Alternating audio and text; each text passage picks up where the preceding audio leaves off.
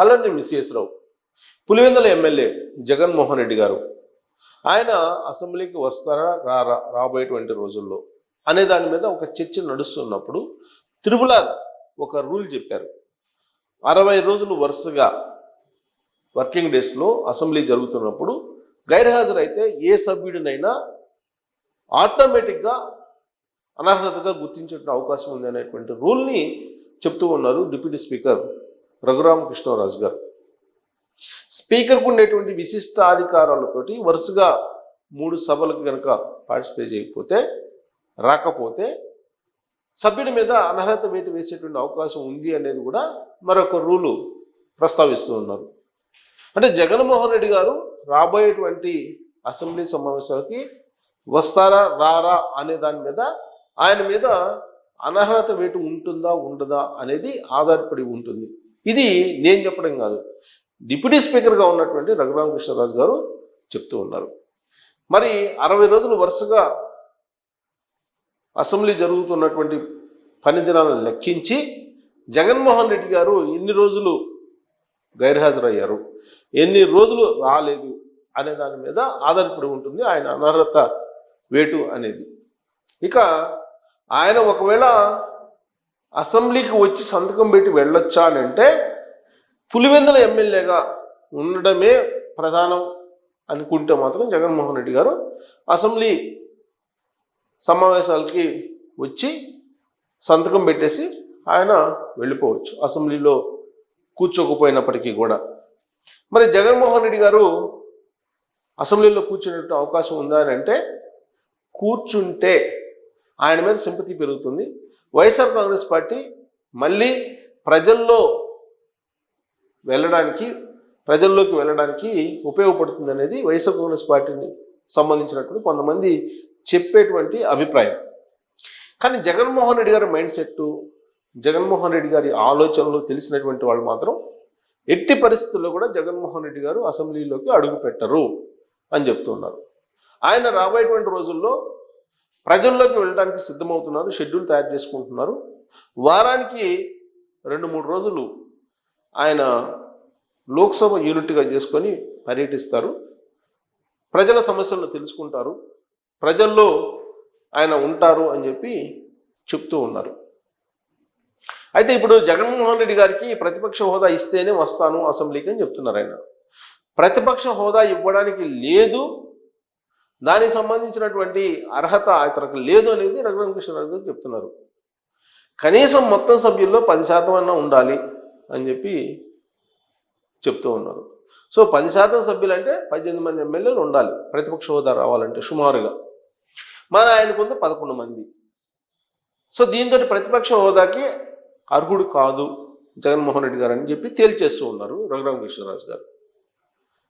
దాన్ని కోర్టులో పిటిషన్ వేసి కోర్టులో డిసిషన్ వచ్చిన తర్వాత ప్రతిపక్ష హోదా తీసుకోవాలని చెప్పి జగన్మోహన్ రెడ్డి గారు ప్రయత్నం చేశారు. కోర్టులో పిటిషన్ వేశారు, హైకోర్టులో పిటిషన్ వేసి తనకు ప్రతిపక్ష హోదా ఇప్పించాలి అని చెప్పి ఆయన వాదనలు చేస్తూ ఉన్నారు.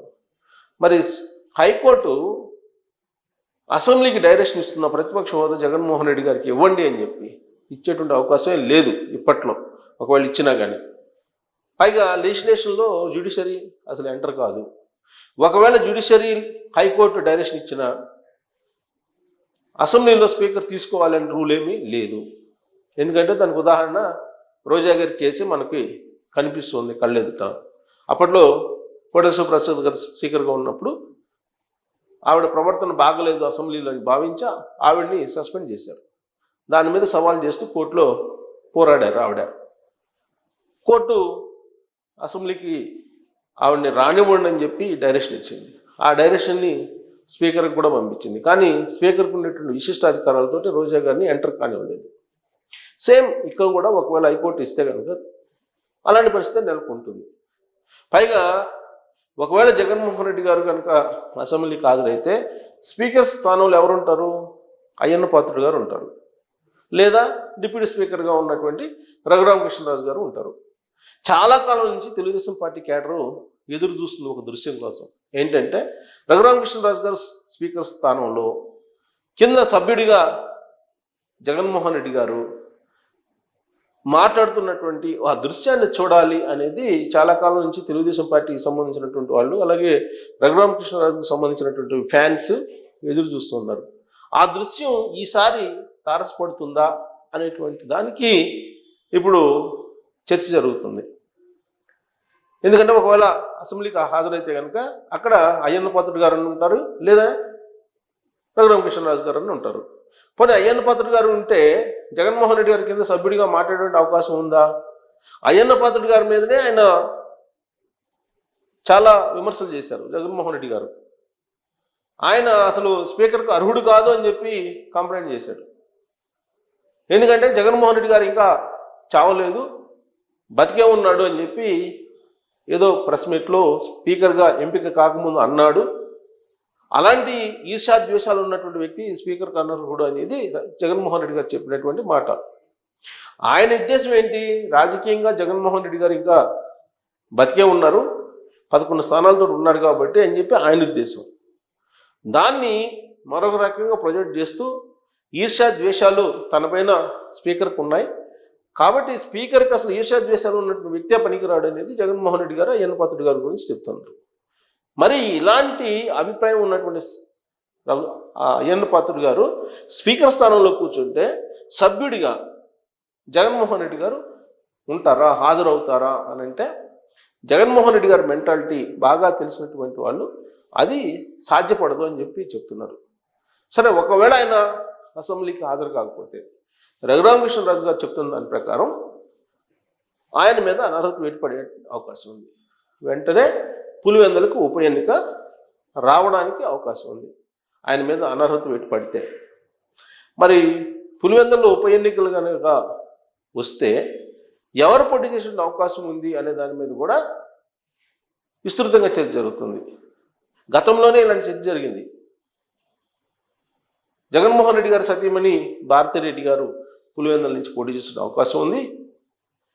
అక్కడ ఉన్న కడప ఎంపీగా ఉన్నటువంటి అవినాష్ రెడ్డి గారు ఆల్రెడీ వివేకానంద రెడ్డి గారి మర్డర్ కేసులో నిందితులుగా ఉన్నారు. ఆయన అరెస్ట్ అయితే కనుక ఇమీడియట్గా ఆయన ఎంపీ పదవి నుంచి దిగిపోవాల్సి వస్తుంది. అప్పుడు ఎంపీకి జగన్మోహన్ రెడ్డి గారు, ఎమ్మెల్యేకి పులివెందుల్లో భారతిరెడ్డి గారు పోటీ చేస్తారు. ఢిల్లీ రాజకీయాల్లో కీలకం కాబోతున్నారు జగన్మోహన్ రెడ్డి గారు అని చెప్పి చాలా కాలంగా కూడా ఒక ప్రచారం ఉంది 2024 ఫలితాలు వచ్చిన తర్వాత. ఎందుకంటే అటు రాజ్యసభలో కానీ ఇటు లోక్సభలో కానీ ఎంపీలను కాపాడుకోలేని పరిస్థితుల్లో వైఎస్ఆర్ కాంగ్రెస్ పార్టీ ఉంది. ఆల్రెడీ ఇప్పటికే సాయిరెడ్డి గారితో సహా అనేక మంది వెళ్ళిపోవడానికి సిద్ధమయ్యారు ఎంపీలు. ఎమ్మెల్యేలేమో 8 మంది ఇతర పార్టీలతోటి టచ్లో ఉన్నారు. మరి అలాంటప్పుడు ఢిల్లీలో ఉండటమే సేఫ్ అనేది చాలా కాలంగా జగన్మోహన్ రెడ్డి గారు భావిస్తున్నారు అనేది ఆ పార్టీలో అంతర్గతంగా అంతర్లీనంగా వినిపిస్తున్నటువంటి ఒక న్యూస్. పులివెందులకు బై ఎలక్షన్ చూస్తే భారతిరెడ్డి గారు నుంచునేటువంటి అవకాశం ఉంది అనేది కూడా ఇంకొక న్యూస్. మరి నిజంగా అసలు బై ఎలక్షన్ వస్తుందా? రఘురామకృష్ణరాజు గారు చెప్పినటువంటి రూల్ ప్రొవిజన్ ప్రకారం ఆటోమేటిక్గా జగన్మోహన్ రెడ్డి గారి మీద 60 రోజుల తర్వాత అనర్హత వేటు పడేటువంటి అవకాశం ఉందా? అనర్హత వేటు పడితే ఉప ఎన్నిక వస్తే పులివెందుల్లో ఏం జరగబోతుంది అనే దాని మీద కామెంట్ రూపంలో మీ అభిప్రాయాన్ని తెలియజేయచ్చు. Thank you very much.